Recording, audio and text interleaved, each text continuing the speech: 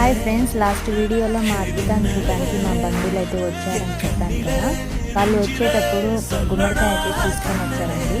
ఆ గుమ్మడికాయతో మేమైతే హల్వా చేసుకున్నాము. టేస్ట్ అయితే బాగానే వచ్చింది. ఇదైతే చాలా టైం టేకింగ్ ప్రాసెసే ఉంటుంది, కానీ సింపుల్గానే ఉంటుంది. టేస్ట్ కూడా బాగుంది.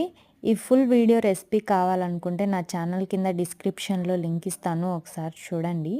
ఇంతే అండి. ఈ వీడియో నచ్చినట్లయితే లైక్ చేసి షేర్ చేయండి. తప్పకుండా మన ఛానల్ని అయితే సబ్స్క్రైబ్ చేసుకోండి. Okay, thank you.